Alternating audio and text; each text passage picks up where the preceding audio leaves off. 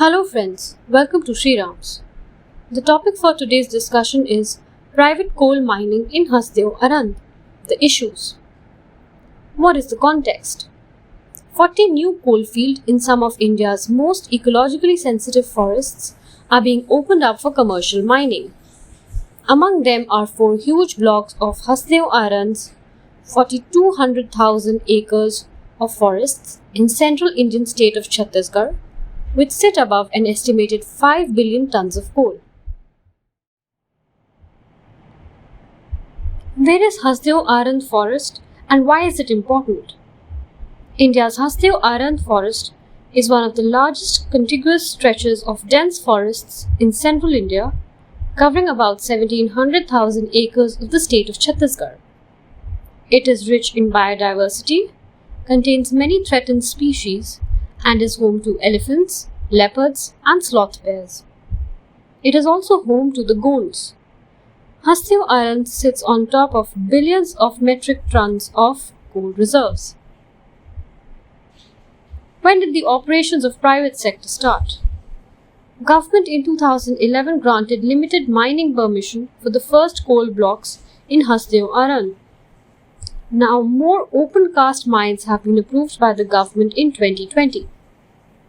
An estimated 80% of the entire forest area and 30 villages may be lost. Why are we opening the mines for the private sector? The coal industry in India is state-owned, but government decided to auction 40 new coal blocks, which will see the creation of a privatized commercial coal sector in India. It marks a significant shift. India is the world's second largest consumer of coal and annually imports 250 million tons, costing more than $20 billion. The government adopted the policy of self-reliant India or Atmanirbhar to boost the economy post-COVID-19 and reduce costly imports. India aspires to be the world's largest exporter of coal.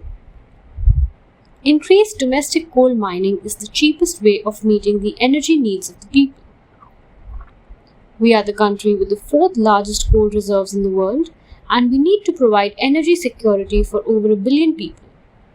Coal is the only way.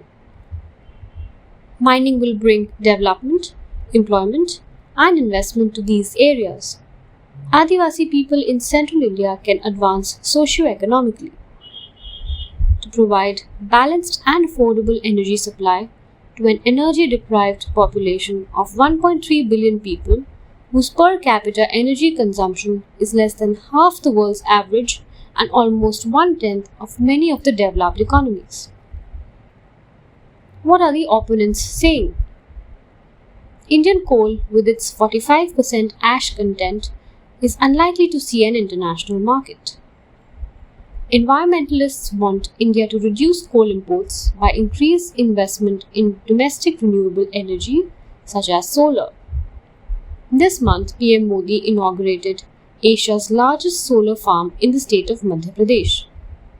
India is the world's cheapest producer of solar power, and the cost of constructing a new solar power plant is 14% less than that of building a new coal power plant. With proper investment, it has been estimated that the solar energy industry could generate as many as 1.6 million jobs in India by 2022, far more than would be generated by domestic coal. What about the PISA and FRA?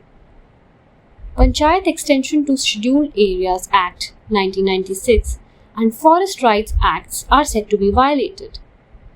The laws give the right to panchayat institutions to veto such exploitation of natural resources against their voice. Local self-governance under the provisions of these laws mandate that panchayats should give permission for use of mining resources. While law does allow the panchayat bodies to be bypassed, it is a violation of popular will of the local people. Well, that's all for today. I hope you enjoyed today's podcast.